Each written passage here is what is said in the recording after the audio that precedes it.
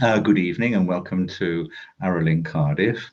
The teachings tonight are being given by Nachmanodzin, and we have two more stories of the Mahasiddhas, and tonight we have the stories of Subhadra and Kankaripa. Thank you. There's quite a lot of technical terms in this first one, Subhadra, so I apologize for my pronunciation at the beginning. I will do my best. Subhadra was born in Singala. She was deaf and dumb from birth. Although rather beautiful, Subhadra was considered unbecoming societally and therefore unsuitable for marriage. When this was explained to her, she made signs to her parents to the effect that she wished to become a nun. But the monastic rule forbade applicants with such disabilities. Being deaf and dumb, she was unable to access any form of education other than the reading and writing skills her parents had imparted to her. When she asked what she could do with her life, her parents assured her that they would look after her, but she could not tolerate the idea of being a burden to them. She wanted to learn any manner of skill in order to make her own way in the world. Her parents, however, being upper class, were averse to her learning an artisan's trade. They asked her which of the arts she enjoyed, and she informed them that she loved to dance. Subhadra was sent to various dance masters, but none of them would take her on the basis that, with her disability, she would be too hard to teach. Subhadra sat alone in her room weeping when she discovered that there was nothing she could do in life, and her parents, too, were deeply distressed. They attempted to assure Subhadra that she could still have a pleasant life, but Subhadra could see no hope in a life where she could have no role and where she was unable to practice the Dharma. After some days, a rotund voluptuary arrived at their front door and introduced herself. Her name was Sharanya, and she was a dancing girl. She said, "I have come to teach your daughter to dance." Subhadra's parents sent her away because she was so obviously a Shudra, and they had no wish to allow her into their home. "Why does a Shudra girl come to our front door? Have you no sense of propriety? If I am to teach your daughter dancing, I shall have to enter your house, so the front door seemed appropriate. We have no need of a Shudra dancing teacher. Thank you very much indeed. You may find interest on the other side of town." Sharanya departed with a smile, saying, "I do not blame you for disparaging me because I am a Shudra, but I may be the only dancing teacher in this town who will instruct your daughter." "Please just go away," they replied, and closed the door. Sharanya, however, was entirely unperturbed. She returned every day, and although she approached by the tradesman's entrance, she made the same statement: "I have come to teach Subhadra to dance." After 3 days, Subhadra's parents told their servants to leave her standing there. After a week, they told their servants to drive her away with stones. But in spite of this, Sharanya came every day and danced for an hour in different places, slightly more than a stone's throw away from the house. After three weeks, Subhadra noticed her and went down to see her. She made signs to indicate that she wanted to learn to dance, and Sharanya replied in signs that she was extremely well qualified to give her exactly the instruction she needed to be the greatest dancer of the land. Subhadra went immediately to her parents and told them about Sharanya's offer of tuition. Her parents were deeply unhappy about the prospect, but eventually giving in to their daughter's pleas, they spoke with Sharanya. Explain to us what you are able to teach our daughter, and we shall consider this proposal. But first, how will you communicate? Can you both perform and understand the language of signs? Sharanya answered them in sign language, which she performed so gracefully that the parents lost the meaning in their fascination at watching her. She therefore had to answer a second time, more slowly, in order to give them time to read her signs. That is well and good. We shall not tolerate mere folk dances. What you teach must only be the highest form of dance. I teach the Bharatanatyam from Tamil Nadu, the Chau and Odissi from Odisha, West Bengal, West Bengal Jand, the Kadiya Nritya from West Bengal, Kathak, Uttar Pradesh, and Biba, the Mohiniyattam from Kerala, the Kuchipudi from Andhra Pradesh, the Tangta and Manipuri from Manipur, and other dances from the dimension of realization. How do you claim to know all these forms? The parents asked rather sharply. I have no need of claims beyond saying that I have mastered all forms of dance. How did you learn them then? I have no need of explanations, but if you wish, I shall demonstrate them all. The parents nodded with morose acceptance, and Sharanya began to dance. The parents were shocked to discover that Sharanya was the most wonderful dancer they had ever seen, in spite of her being rather plump. They discovered that she did indeed know every dance of which she had referred, but long before she had shown every dance, the parents agreed that she could teach their daughter. Sharanya was not only highly experienced with each form of dance, but was superior to any of the teachers they had approached as prospective tutors for their daughter. None of these teachers had Sharanya's universal knowledge of dance, and none performed them so well. An agreement was therefore made.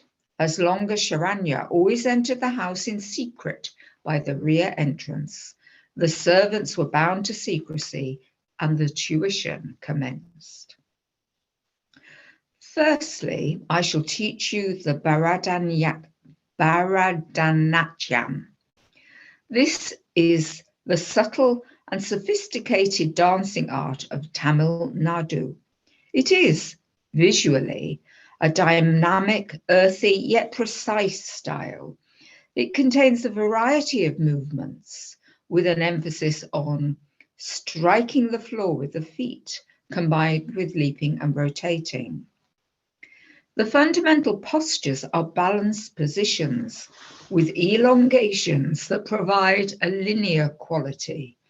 The style has equal measures of beauty and strength, deliberate and rapid. To dance, one must first understand the body and the hand positions and the musical context, and for that you will have to use all your other senses to hear the music.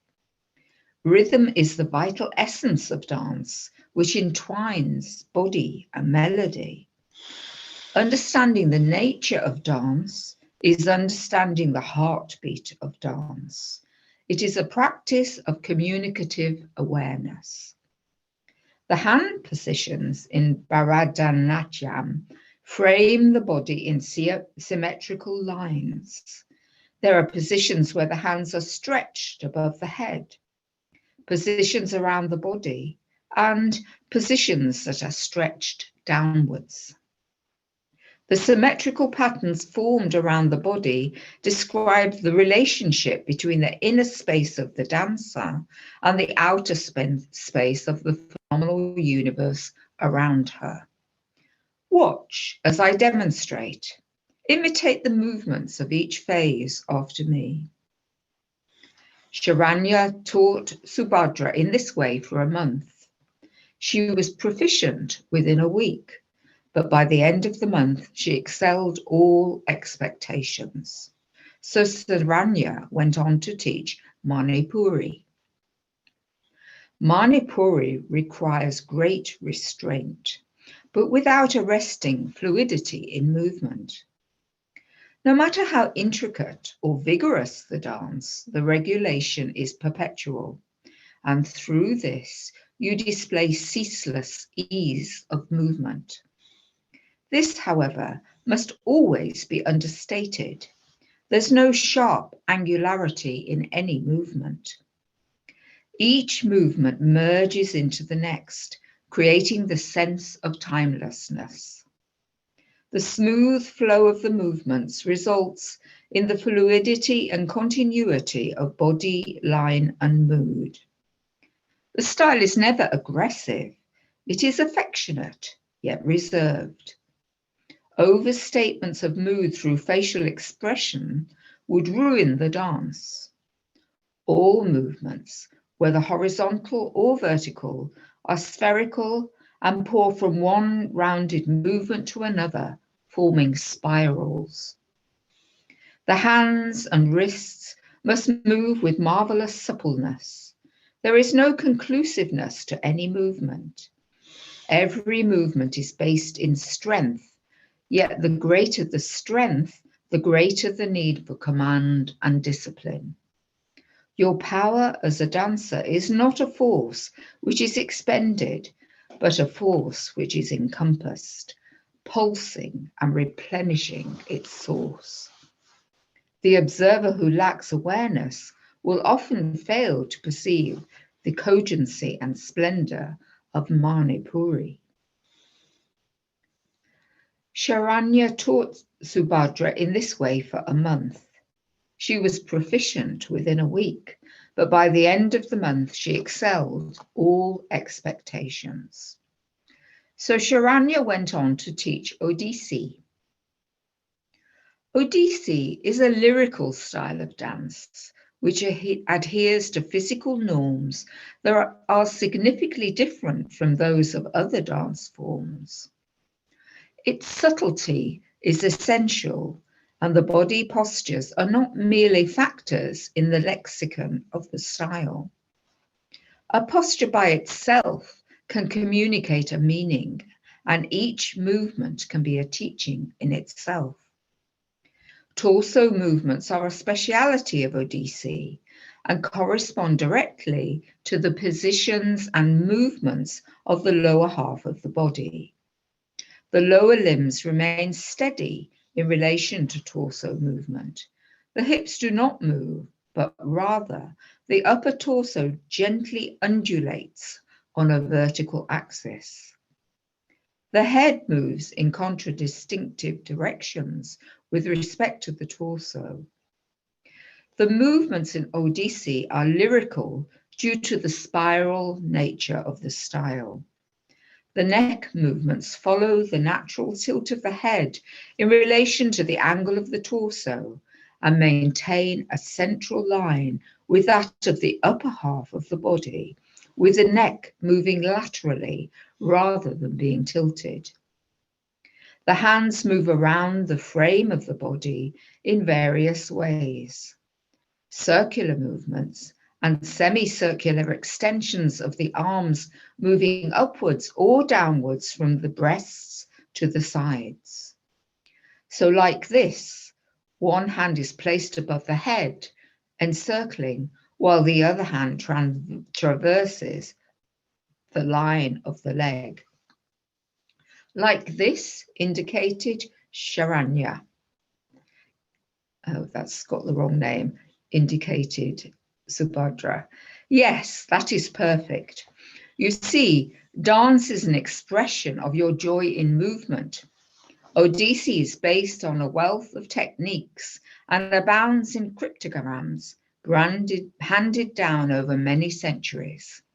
Through the positions of the feet, the toe and heel exchanges, and the physical positions, contradistinctive movements, the dancer constantly takes on attitudes which are visually delightful, speaking, as they do, of the intrinsic purity of the phenomenal world. Sharanya taught Subhadra in this way for a month. She was proficient within a week, but by the end of the month, she excelled all expectations. So Saranya went on to teach Mohini Attam. The Mohini Attam follows the Bharatanatyam system closely, but the knees spread out and the steps are firm. The arms open wide, but the movements remain rounded and graceful. The musical accompaniment for Mohini Attam is supplied mainly by the conductor, who sings and also plays handheld cymbals. The drummer plays the mandalam, and there is often a wind instrument player who might play the nahasvaram.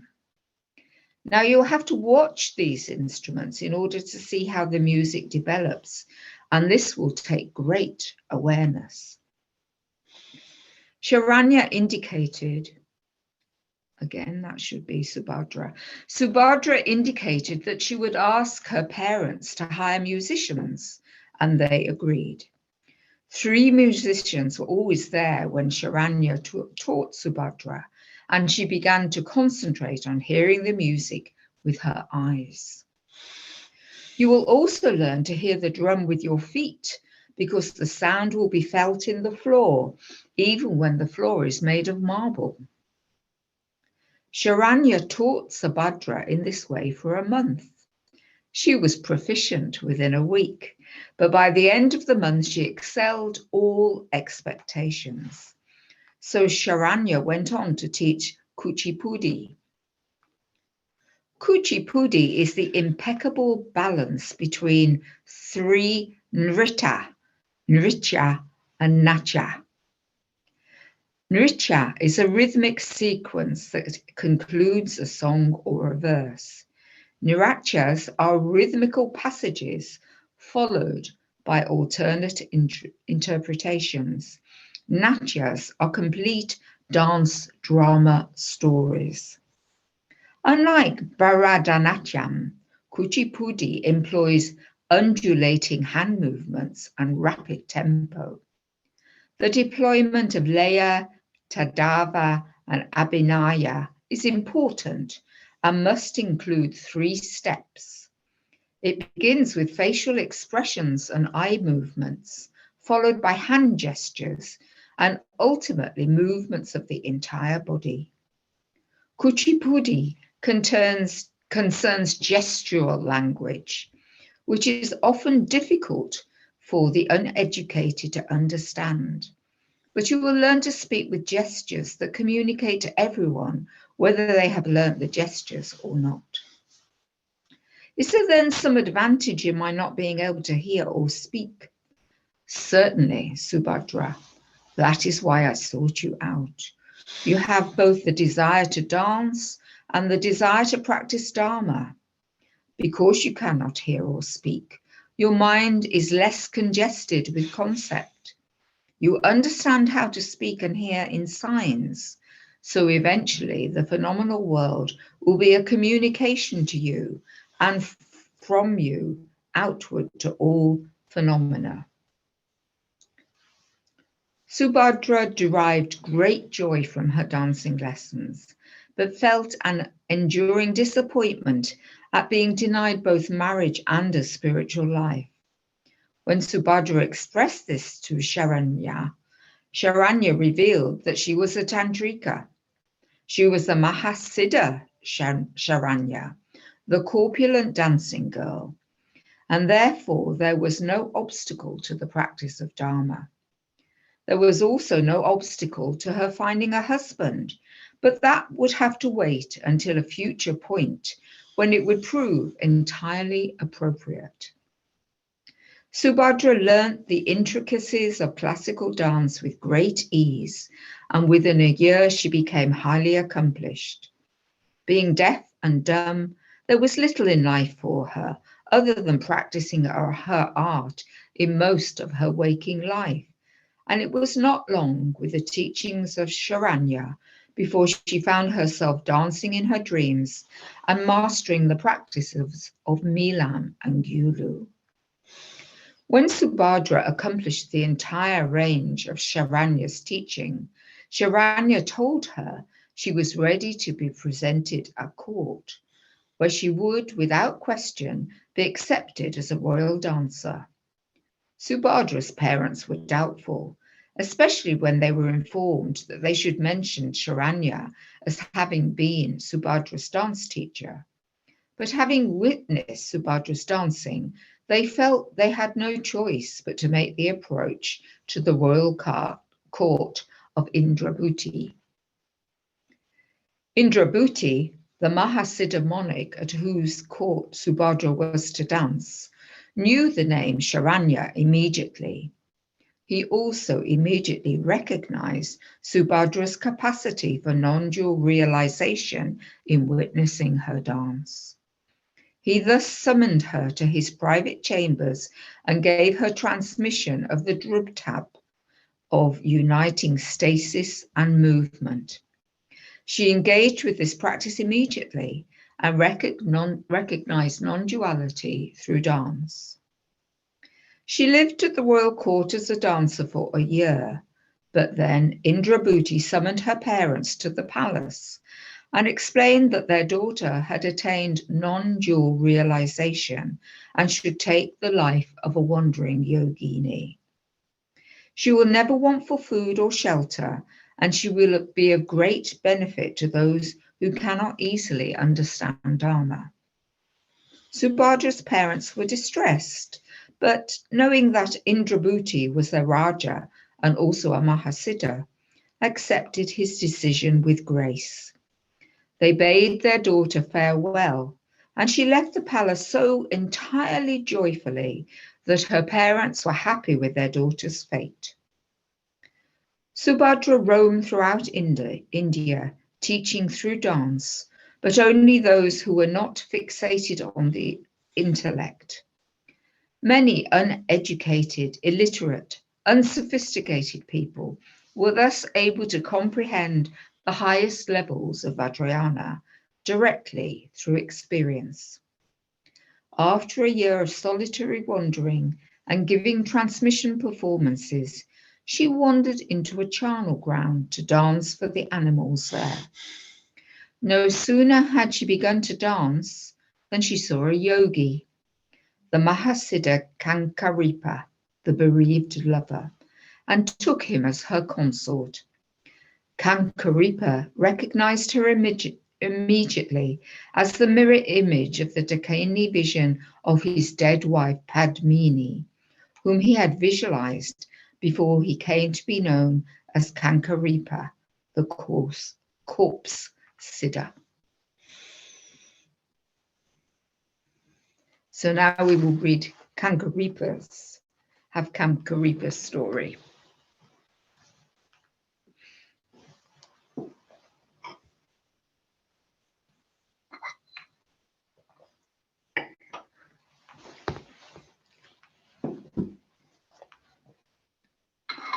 Kankaripa was born in Magda. He was a Shudra who married a lively, pleasant and affectionate girl of the same Varna called Padmini.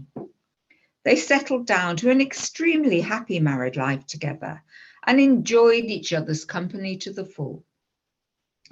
Being a Shudra, he had no spiritual pretensions and therefore felt free to enjoy connubial delight with a wife who was similarly inclined to make the most of the physical passion which united them. Kankaripa was a kind, generous man who appreciated what he had and was devoted to his wife's happiness in every aspect of her life. Kankaripa and Padmini continued to behave towards each other as they had behaved during their courtship, and therefore they remained as happy with each other as they were on their wedding day. Existence being what it is, however, Padmini unexpectedly took ill and died. Kankaripa was inconsolable in his grief. Padmini was taken to the charnel ground, but Kankaripa was unable to leave her there.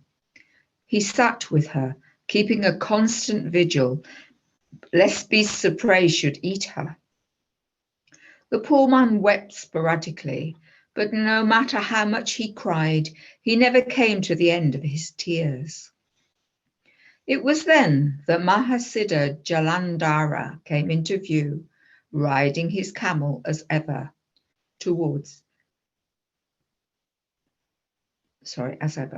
Jalandhara observed the wretched state of Kankaripa from a distance and made his way towards him. He rode his camel up to within a yard of Kankaripa, but Kankaripa was entirely unaware of him. Jalandhara dismounted and stood next to Kankaripa, waiting to be noticed. But Kankaripa just continued to cry as if nothing else in the world existed other than himself and the intensity of his misery.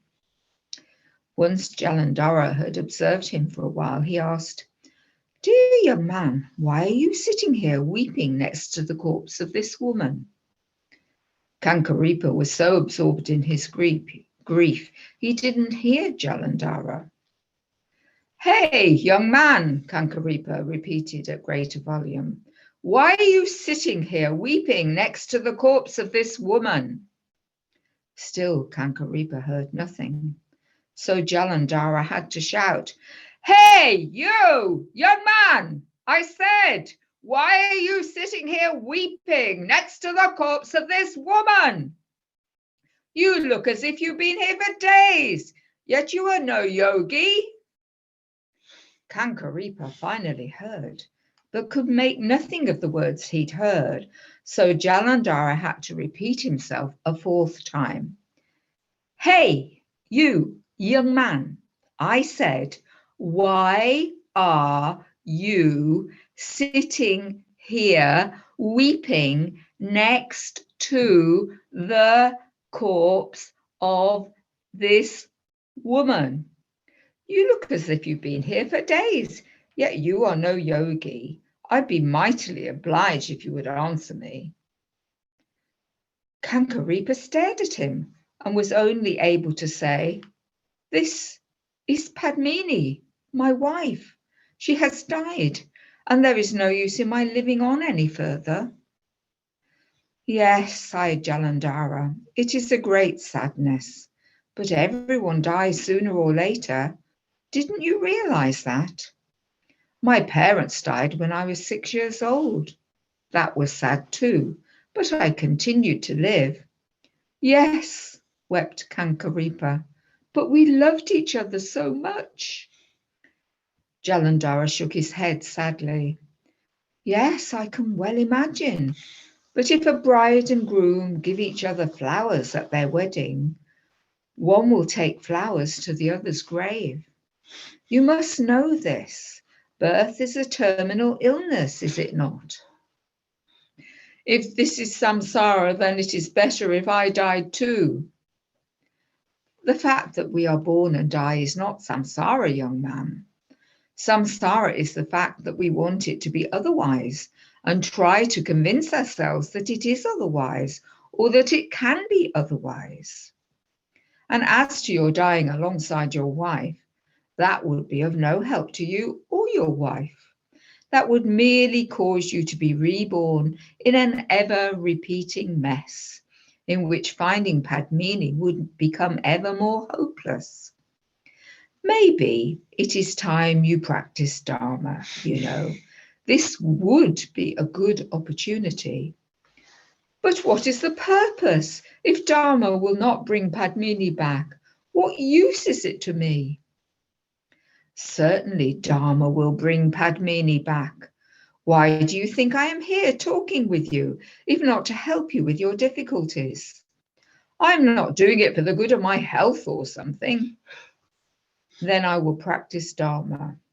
Not so sudden, my friend. I will not deceive you, Jalandhara confided in a kindly manner. Dharma will bring Padmini back because we all take rebirth. It is just a matter of where and when she will return to the physical world. But the world is vast, and there are countless people in countless places. How would I ever find her again? That is not a question I can answer. And even if I could, it would do you no good.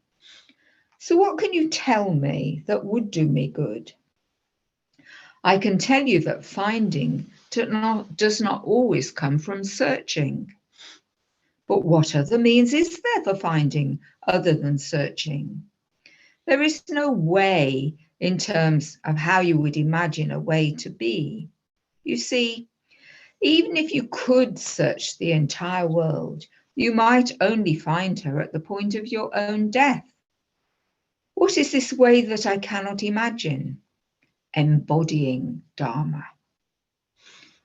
Yes, it is true. I cannot imagine that at the moment, but I will try. Can you say just a little more so that I will be able to begin and feel inspired with the sense that Padmini will be somewhere? All right then. If you are to find your wife again, it will occur through the auspices of your tendrel, your real connection. If there was a great connection between you whose main nature was kindness, then it is possible that circumstances will bring you together again. The problem is that you cannot live for this possibility. You must live life in the best way you can, and that means practicing Dharma. You are more likely to meet Padmini again through practicing Dharma than through searching the world for her rebirth. Even if you were to become a Maharaja and send envoys across the world, there would be no guarantee. So Dharma is your major option. At this, Kankaripa's eyes took on a look of hope, and his face a look of openness to possibility. How should I practice Dharma? Where should I go? And what should I do? Will you help me? Certainly I will help you, Jalandhara replied, and then set about instructing Kankaripa in the manner of making a funeral pyre for his wife. Jalandhara performed all the necessary rites for the cremation and for the stages of her experience through the bardo. And in each activity, he taught Kankaripa each detail of what was necessary. Instructing Kankaripa in this way, as he was performing the rites, took an inordinate length of time, but Kankaripa was keen to learn. He was keen to learn because every aspect was Dharma, and it was Dharma that was most likely to reunite him with Padmini. Once all the preparation was concluded, they cremated Padmini with further rites. Jalandhara was not accustomed to performing such lengthy rites, but they formed the basis of the teaching of Dharma. And because the rites were centered around Padmini, Jalandhara had Kankaripa's full and undivided attention. He was, in fact, the perfect disciple. The force of his devotion and yearning combined to sharpen his intellect and the power of his concentration. They remained in the charnel ground for 49 days after the cremation. There was always, mysteriously, food for them to eat and water to drink from the stream that flowed through the trees. Once the 49 days of the bardo were over, Jalandhara gave Kankaripa instructions on how to practice. Visualize your wife as the Dakini who resides in the vast space of reality. She is both the form that you see in your mind and the space from which she arises. See her as indistinguishable from space, and you will never be separated from her. Try to obtain her, and you will be parted from her. Allow her to be empty, and she will naturally manifest her form. Attach to her form, and she will manifest her emptiness. Kankaripa understood this teaching immediately. I am amazed, Venerable Sir, that I understand what you have imparted. You have understood, dear fellow, because you have listened so carefully for so many days through the many complex preparations for your wife's cremation. I should tell you, though, because I must be honest with you, that all these rites were not entirely necessary. I shall no longer teach you through outer forms, because you now understand the essence of Dharma, and outer forms are not necessary. I had to employ them at the beginning because you had no experience with Dharma or with understanding teachings that related to the nature of mind. I am deeply grateful for your teaching, Venerable Sir, Kankaripa stated with tears of devotion in his eyes, and for the way in which you gave it. I am a practical man, and it is true, I could not have understood such an abstract teaching without first being introduced to them through ceremonial rituals. This is the way that Dharma is taught to many. Usually many years are needed before Dharma is sufficiently understood to form the basis for the essential teaching. Your devotion to Padmini and to me through your love for Padmini has allowed you to understand the essential teachings within mere weeks. This is a good sign that you will not only achieve realization of the non-dual state, but you could also discover the rebirth of Padmini. At this, an even stronger devotion arose in him for Jalandhara. He remained in the charnel ground practicing as he had been instructed for 6 months. And throughout that time, he was supported in his practice by offerings of food that were left for him by people he never saw. The intensity of love he felt for his wife and the intensity of his devotion he felt for Jalandhara facilitated a one-pointedness which fueled his practice. After 6 months, he realized the fruit of Jalandhara's teaching and understood that his wife was inseparable from his own inner Khandro, and that his inner Khandro was inseparable from space. Kankaripa, consequent to his attainment, remained in the charnel ground for 16 years, at the end of which a young woman appeared in the dimension of physical reality. She had all the appearance of the Khandro he had visualized, and also that of his deceased wife, Padmini. She was the Mahasiddha Subhadra, the Dakini choreographer. Kankaripa joyfully took her as his teacher and consort, and they began a life of wandering. They traveled to all the charnel grounds, visiting small villages between each, and in each village Subhadra and Kankaripa wept. People, on seeing the joy of Subhadra's dance, sometimes asked Kankaripa why he wept, and he always answered, I cry with grief that my wife has gone, and I cry with joy that she has returned. My tears are the one taste of misery and ecstasy. Some would then ask him why his wife never spoke, and he would always answer, what would she say that has not already been said in her dance? Those who understand the meaning of Kankaripa's statement requested teachings and gained realization.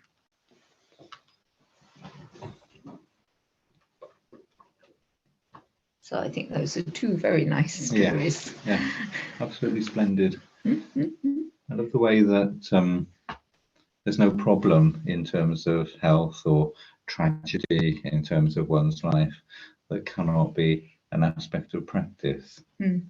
Yep.